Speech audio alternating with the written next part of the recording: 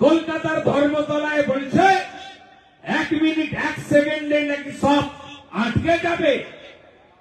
আপনি আছেন বলে এই বড়জোড়ার মাটিতে 2015 সালে মা দুর্গাকে কালো কাপড় লাগিয়ে বিসর্জন দিতে হয়েছিল। ভুলে গেছেন আপনারা। আমি এই কথা বলার জন্য দুদিন সাম্প্রদায়িক বলবে আমাকে, কিন্তু আমি চাই না আর উদ্বাস্তু হতে।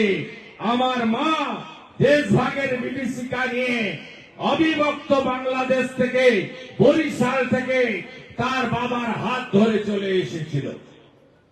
আর উদ্বাস্তু হব না, মোদিজিকে ছাড়ব না, ছেড়ে দিলে সোনার গৌর আর যে পাবো না। তাই আমরা কেউ আর উদ্বাস্তু হব না। ধমকাচ্ছেন 1 সেকেন্ডে নাকি দেখে নেবে। আরে আপনি আছেন বলে ওরা এত সাহস পায়। আপনি আছেন বলে হাজারদুয়ারি এক্সপ্রেসে আগুন লাগে।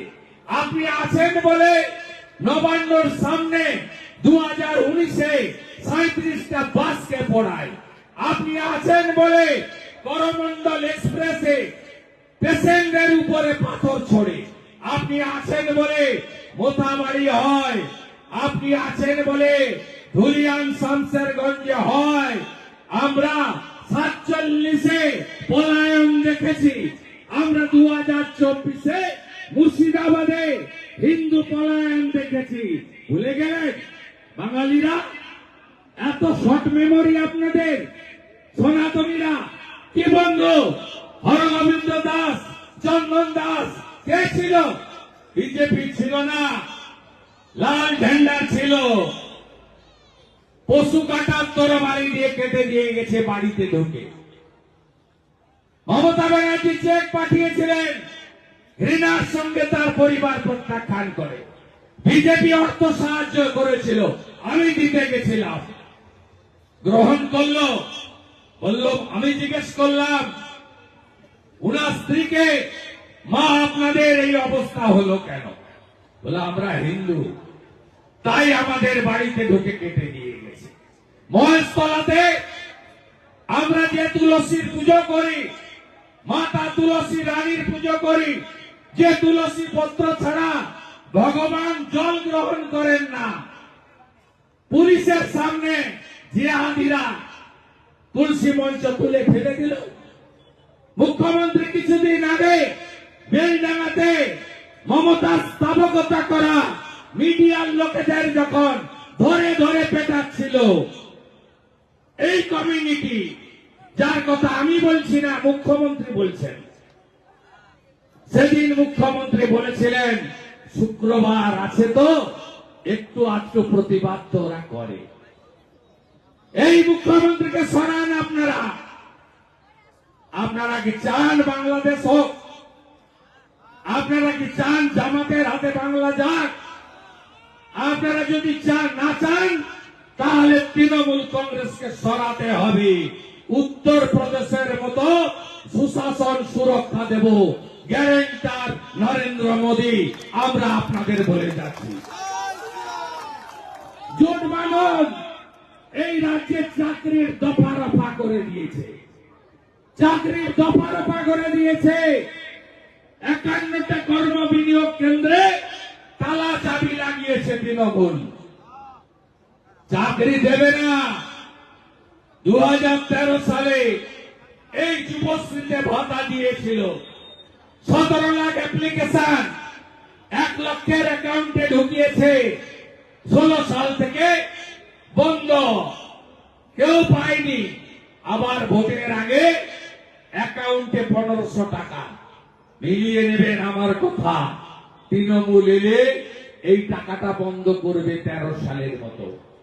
ওদের নেতা জলপাইগুড়িতে বলেন, আরে মুখ্যমন্ত্রী তো গুটকা খাওয়ার জন্য, রজনীগন্ধা খাওয়ার জন্য তোমাদের টাকা দিয়ে দিল, গুটকা খাওয়ার জন্য। ভাবতে পারেন? চাকরি চান তো বন্ধু? চাকরি চান তো? চাকরি চান তো?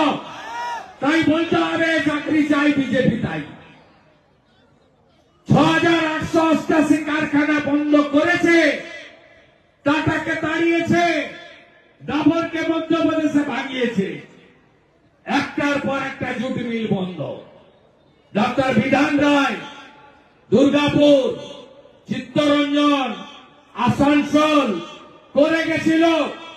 বড়জোড়া থেকে দুর্গাপুর কত অনুসারী শিল্প, কত ডাউনস্ট্রিমের ছোট শিল্প তৈরি হয়েছিল। গত 15 বছরে কতগুলো বন্ধ হয়েছে বড়জোড়াতে বলুন বন্ধু। অলোক মুখার্জি আমাদের ক্যান্ডিডেটকে হারিয়েছিল। হ্যাঁ আমি জানি, বিড়ি থেকে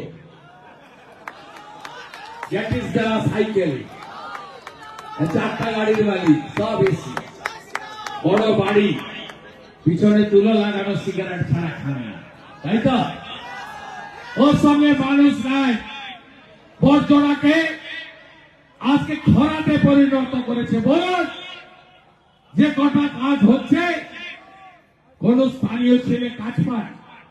আমি বিরোধী দলনেতা, এখানকার সব প্রধান নেতাকে সাক্ষী রেখে আমি বলে গেলাম, হাই স্কিল্ডে আমরা নাক গলাবো না।